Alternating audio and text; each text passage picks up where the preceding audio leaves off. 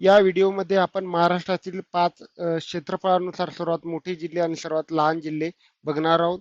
आपल्या सर्वांना माहिती आहे मराठी भाषिकांचे स्वतंत्र राज्य असावे अशी मागणी असल्यामुळे तत्कालीन द्वैभाषिक राज्यामध्ये आंदोलने झाली. सरतेशेवटी राज्यातील 106 हुतात्म्यांचे बलिदानानंतर मराठी भाषिकांकरता गुजरात वगळता 26 जिल्हे असणारा महाराष्ट्र हे स्वतंत्र राज्य 1 मे 1960 रोजी अस्तित्वात आलं आणि 1 मे रोजी दरवर्षी आपण महाराष्ट्र दिन साजरा करतो.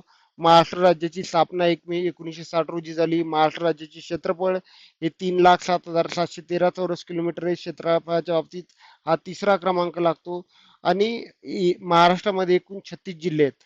पण ते जिल्हे 1 मे 1981 पूर्वी 26 जिल्हेच होते आणि त्यानंतर 10 जिल्ह्याची निर्मिती झालेली आहे. तर महाराष्ट्रामध्ये जे 5 टॉपचे जिल्हे आहेत तर कोणते आहेत? तर पहिले जिल्हे आहे आपल्याला अहमदनगर म्हणजेच अहिल्यानगर. अहिल्यानगर क्षेत्रफळाच्या बाबतीत सर्वात मोठा जिल्हा आहे. 2 नंबरचा जिल्हा आहे पुणे जिल्हे. तर अहिल्यानगरचं जे क्षेत्रफळ आहे 17,000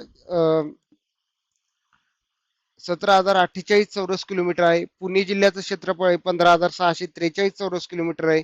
नाशिक जिल्ह्याचं क्षेत्रफळ आहे 15,530 चौरस किलोमीटर आहे. सोलापूर जिल्ह्याचं जे क्षेत्रफळ आहे 14,895 चौरस किलोमीटर आहे. गडचिरोली जिल्ह्याचं 14,412 चौरस किलोमीटर आहे. तर याच्यामध्ये जे 5 जिल्हे आहेत तर 5 जिल्ह्याचा जर सिक्वेन्स बघितला तर एपी NHG.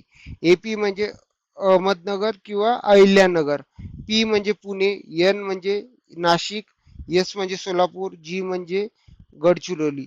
तर आपला प्रिफरन्स कोणाला राहील तर NHG ला राहील. APNHG जर आपण हे लक्षात ठेवली ही ट्रिक तर आपण हे सर्वात 5 मोठे जिल्हे कोणते हे लक्षात ठेवूया. त्यानंतर क्षेत्रफळाच्या दृष्टीने सर्वात लहान जिल्हे कोणते आहेत तर सर्वात लहान 36 क्रमांकाचा जे जिल्हा आहे ते मुंबई शहर आहे. त्याचं 157 चौरस किलोमीटर आहे. त्यानंतर दुसरं जे लहान शहर आहे ते मुंबई उपनगर आहे. त्याचं जे क्षेत्रफळ आहे 446 चौरस किलोमीटर आहे. त्यानंतरचा जिल्हा आहे भंडारा, ठाणे आणि हिंगोली. सर्वात टॉप क्षेत्रफळाच्या दृष्टीने जर मोठे असतील तर पहिला कोणता? अहिल्यानगर, पुणे, नाशिक, सोलापूर, गडचिरोली. सर्वात क्षेत्रफळाच्या लहान 5 जिल्हे कोणते आहेत? मुंबई शहर, मुंबई उपनगर, भंडारा, ठाणे, हिंगोली. हे आपल्याला लक्षात ठेवायचं. त्यानंतरची एक महत्वाची माहिती आहे मित्रांनो की आपल्याला जसं मी सांगितलं की 1 मे 1981 पूर्वी फक्त 26 जिल्हे होते आणि ते 26 जिल्हे काय झालं त्याच्यानंतर ते 26 जिल्हे त्याच्यानंतर 10 जिल्ह्याची निर्मिती झाली. ते 10 जिल्हे कोणकोणते येतं?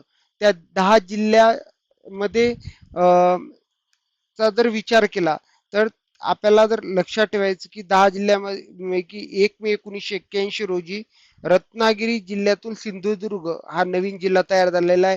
औरंगाबाद जिल्ह्यातून जालना हा नवीन जिल्हा तयार झालेला आहे आणि त्यावेळी जिल्ह्याचे जे वेळचे मुख्यमंत्री होते श्री र अंतुले होते.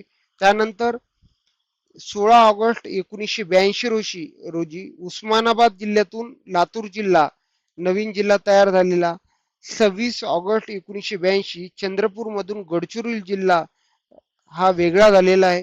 त्यानंतर 1 जुलै 1998 मध्ये धुळे जिल्ह्यातून नंदुरबार हा नवीन जिल्हा तयार झालेला आहे. 1 जुलै 1998 मध्ये अकोला जिल्ह्यातून वाशिम जिल्हा तयार किंवा नवीन निर्माण केलेला आहे.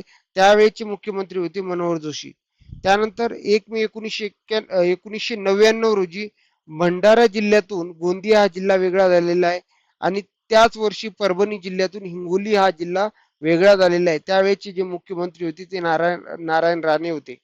त्यानंतर 4 ऑगस्ट 1990 मध्ये मुंबई शहरातून मुंबई उपनगर हा नवीन जिल्हा निर्मिती केलेला आहे. त्यावेळेचे मुख्यमंत्री होते शरद पवार साहेब. त्यानंतर 1 ऑगस्ट 2014 रोजी ठाणे जिल्ह्यातून पालघर हा नवीन जिल्हा तयार झालेला आहे. त्यावेळेचे मुख्यमंत्री होते श्री पृथ्वीराज चव्हाण. ही माहिती जर आपल्याला माहिती असणं अत्यंत महत्वाचं आहे. आपण सर्वांनी हा व्हिडिओ केला त्याबद्दल आपल्या सर्वांचे आभार. धन्यवाद.